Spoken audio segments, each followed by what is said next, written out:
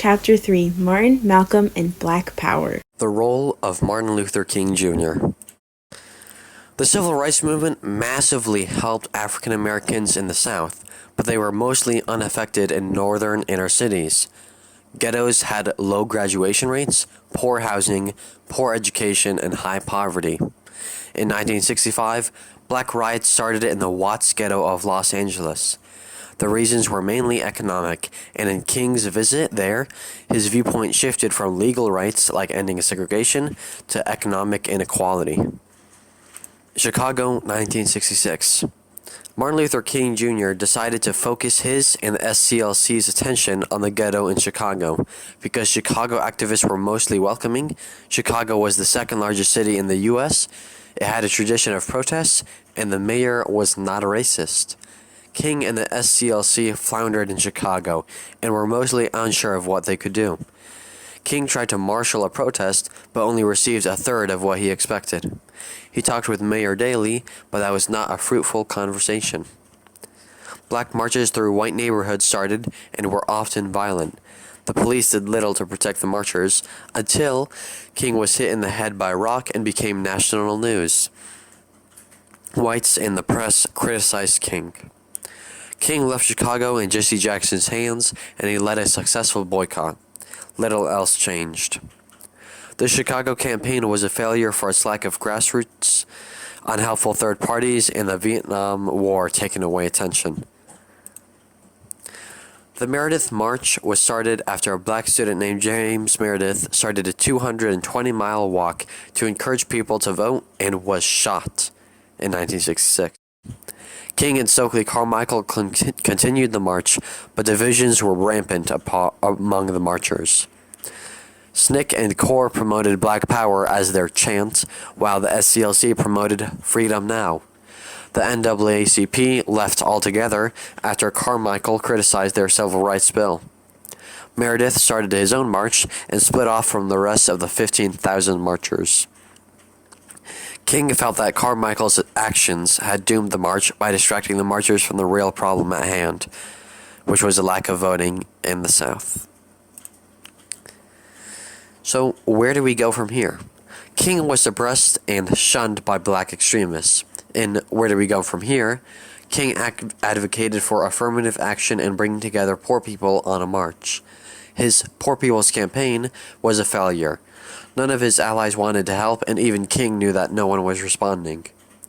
King's death started national ghetto riots, and President Johnson made the day a national day of mourning, while Congress passed the Fair Housing Act, which did little. Overall, King helped the civil rights movement largely, but after the crucial legislation passed in 1965, he lost influence. Radical black activists criticized and ignored him, and white people thought of him as radical. King was often at odds with the government and Presidents Kennedy and Johnson. In 1967, the Johnson administration finally considered him a radical, and the FBI kept tabs on him. One of the biggest debates of the civil rights era is who or what played the most important role in the civil rights movement. One of the resulting arguments of this debate is whether or not Martin made the movement. The relative importance of King's contribution has always been controversial.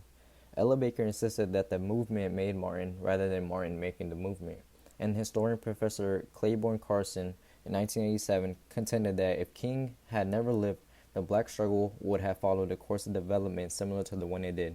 And journalist Fred Powledge in 1991 lamented, in the minds of untold numbers of Americans, for example, the Reverend Dr. Martin Luther King Jr. was the civil rights movement. However, many historians agree that no person was more important than King. Another question that arose from this debate was how important were factors other than King. And Steve Lawson in 1998 contended that the fate of the civil rights movement depended on the national organizations such as the NAACP and LCLC. And Mark Newman in 2004 emphasized the need to look at factors external to the black community. For example, the NAACP litigating increasingly successfully, but that owed much to the FDR's liberal appointments to the Supreme Court. And historians such as Alden Morris in 1984 stressed black agency, especially the role of black churches, but Claiborne pointed out that those churches were usually conservative and held back activists. And Lawson, in 1998, summed it up when he said, "The federal government made racial reform possible, but blacks in the South made it necessary." So now we will talk about the Nation of Islam and Malcolm X. The Nation of Islam was founded by Wallace Fard in 1930, but he mysteriously disappeared in 1934. The NOI leadership was passed on to Elijah Muhammad, who led it from 1934 to 1975. The Nation of Islam had several beliefs and had grown throughout the years. Elijah Muhammad believed that he was the Prophet of Allah. The Nation of Islam rejected ideas of spiritual life after death. It was believed that Allah created black people and other races were created by an evil scientist. They also believed that whites would rule, but Allah would return to end their supremacy. And the Nation of Islam aimed to provide blacks an alternative to Christianity, increase their self-esteem, and improve economic situation and push separatism. During the 1930s and 50s, the NOI set up temples in northern black ghettos. In 1950, Malcolm X became a popular figure within the Nation of Islam, and he also rejected integration. By 1959, Elijah Muhammad attacked the turn on the other cheek philosophy. When comparing the Nation of Islam and Black Power, both groups favored separatism, cultural revival, and self-help. Some Black Power activists were alienated because Elijah Muhammad supported African culture instead of Muslim African culture. Elijah Muhammad hated what he called jungle styles, such as Afro haircuts or colorful African-styled garments. Some negative achievements of the NOI included that some of the nation's solutions, such as returning to Africa or having a black state in the Deep South, were unrealistic. Teachings by the NOI exacerbated race division. And the NOI called MLK Uncle Tom, a fool who wanted a white-dominated world. Some positive achievements included an estimated membership of 250,000 by 1969. They published a newspaper called Muhammad Speaks, which had a comfort messaging of separatism and a circulation of 600,000 by the mid-1970s. They also inspired ghetto dwellers, self-confidence, racial pride, and economic self-help. Businesses were built such as grocery stores, bakeries, and restaurants, which symbolized black success and job opportunities. Members were expected to live a religious life by rejecting drugs and alcohol and emphasizing marital chastity. Elijah Muhammad was respected for his work in the ghettos and turning addicts and bums into working, useful people. The relationship between Malcolm X and the NOI started when Malcolm converted to the NOI in prison, which taught him that the white man is the devil. X replaces his African name that he had been taken away from his ancestors.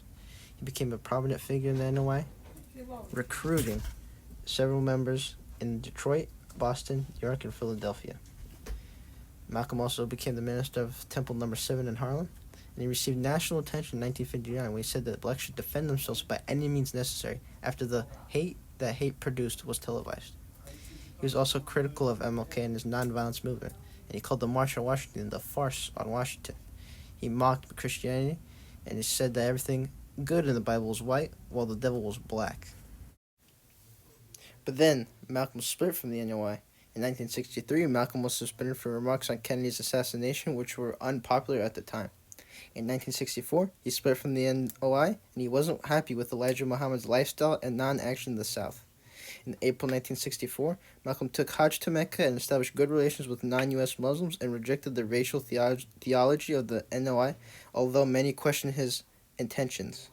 He established the Organization of Afro-American Unity and sought to unite all people of African descent and promote political, social, and economic independence. But then in February 1965, Malcolm was assassinated by NOI gunmen. The negative aims, methods, and achievements of Malcolm X include the many high black activists questioning his achievements such as Thurgood Marshall and Jackie Robinson. Malcolm also didn't put his life on the line like MLK, who worked outside on the lines. He had never established organizations as effective as the NAACP or SCLC. And Malcolm's suggestions that blacks were left with no other alternative than violence seemed irresponsible and unhelpful. Some positive aims and accomplishments of Malcolm X include Malcolm rightly drawing attention to the bad conditions in the ghettos. He brought U.S. blacks more closely in contact with oppressed black people throughout the world. He also became an iconic role model for the youth through his exploitation of his feelings of rejection and his search for identity in his book, The Autobiography of Malcolm X. And Malcolm mostly inspired a new generation of black leaders in the Black Power movement. Martin Luther King Jr. and Malcolm X had some similarities and differences, one including their family backgrounds, in which King was born in Atlanta, Georgia, while Malcolm was born in Omaha, Nebraska. King was living in the middle class, and his dad was a minister. Malcolm X, on the other hand, lived in poverty, his father dying, leading his mother to become insane, therefore going to an asylum. King went to college in segregated Atlanta, while Malcolm left school full of resentment when told that he couldn't achieve his aspirations of becoming a lawyer.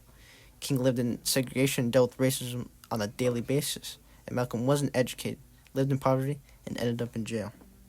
MLK's father supported the NAACP, and he and Martin believed in the American dream and saw integration into it. In contrast, Malcolm's father supported the UNIA, and according to Malcolm, what is looked upon as the American dream for white people has long been an American nightmare for black people, and so Malcolm believed in separatism as a result. Some similarities between MLK and Malcolm X includes that they're both aimed to improve the black situation. They were both church ministers and had oratorical gifts. They believed in organization, preaching, and printing. They had both had similar views of socialism, and neither could solve issues in the ghettos. One of the most important results of the Civil Rights Movement was the rise of the Black Power movement in the 1960s. The Black Power movement started as a movement in the ghettos that progressed to the national stage. During the 5 so-called long hot summers of 1964 to 1968, U.S. ghettos erupted. The first major race riot was in Watts in 1964 with 34 deaths, 1,000 injuries, 3,500 arrests, and over $40 million in damages to mostly white-owned businesses. There were 238 other riots in over 200 U.S. cities between 1964 and 1968. From 1964 to 1972, ghetto riots led to over 250 deaths, 10,000 serious injuries, 60,000 arrests, and a great deal of damage to ghetto businesses. To combat these issues, leaders of the black community used different tactics to improve ghetto life. The NAACP worked for integrated education, hoping it would provide better quality education for blacks and enable them to escape from the ghettos. A. Philip Randolph encouraged unionization and pressure on the federal government as a way towards equal pay and employment opportunities. MLK drew attention to the ghetto problems in the Chicago Freedom Movement, but anti-communist views led to a lack of empathy for the poor from whites, and white Americans were also unwilling to help due to self-interest. Along with the countless other civil rights groups and organizations, King and the LCLC went to Chicago in 1966 and initiated the Poor People's Campaign in 1967. From 1964, CORE established freedom houses in ghettos to provide information and advice on education, employment, health, and housing. But many inhabitants felt that these organizations knew little about ghetto life and were not much help in improving matters, and so they often rejected them. Later, in 1966, impatient with the slow progress towards equality, the SNCC turned towards a more militant leader. John Lewis was replaced by Stokely Carmichael, and in 1966, the SNCC voted to expel whites. In 1967, Carmichael was replaced by the even more militant Henry Rapp Brown, who advocated for armed self-defense and violence if necessary. In February 1968, the SNCC merged with the Black Panthers, and when James Farmer resigned leadership of CORE in December 1965, the radical Floyd McKissick was elected in his place. In 1966, the annual CORE convention endorsed Black Power and declared nonviolence inappropriate if black people wanted to defend themselves. The term Black Power had many different meanings for many different people. The phrase Black Power came into prominence during the Meredith March when the SNCC chairman Stokely Carmichael cried Black Power. For some black people, including Elijah Muhammad, it meant black supremacy. And for black car workers in Detroit, it meant a black working class revolution. And for the older generation of civil rights leaders, they were hostile and felt that the Black Power supporters were racist and no better than the KKK. And Republican Nathan Wright believed Black Power meant economic power and proposed a Black Power capitalist movement. Then, in 1966, the Black Panther Party for Self-Defense was established in Oakland, California by Huey Newton and Bobby Seale. They aimed for reparations for slavery, freedom for incarcerated blacks, exemptions of blacks from military service, less police brutality, a UN-supervised referendum of black Americans, and improvements in ghetto living conditions. Newton's biographer Hugh Pearson in 1995 claimed that the Black Panthers were little more than a temporary immediate phenomenon. But with their 30 chapters mostly in ghettos, they won a great deal of respect, and they also set up ghetto clinics to advise on wealth, welfare, and legal rights. They also helped expose police brutality. But soon the Black Power movement began to decline, as it was always relatively ill-defined and consequently poorly organized, and divisions became much more prominent, such as in the SNCC and the Black Panthers. And feminism became popular in the late 1960s and appealed to many black women, but many black power advocates were often sexist, which led to the loss of support from many black women. And white liberals had also financed the major civil rights organizations, and as they became more militant, their funding suffered.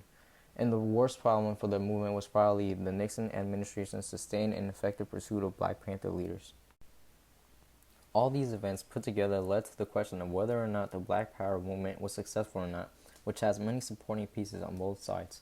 For one, the movement raised the morale of many black Americans, as a 1970s poll revealed that 64% of African Americans took pride in the Black Panthers, and there were also courses established on black history and culture in the U.S. Educational institutions as a result of this movement. And groups such as the Black Panthers gave useful or practical help to ghetto dwellers and kept ghetto problems on the political agenda. But the older generation of leaders lost support and momentum, and the replacements failed to match their achievements. Also, after Floyd McKissick replaced Farmer in 1965, CORE achieved little, and the SNCC followed a similar line of development. And lastly, we have the key debate. How new and successful was the Black Power movement?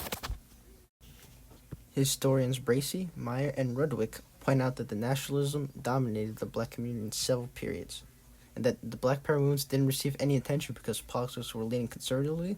Scholars disliked the evil twin that helped wreck the civil rights movement, and little material on topic wasn't taken seriously.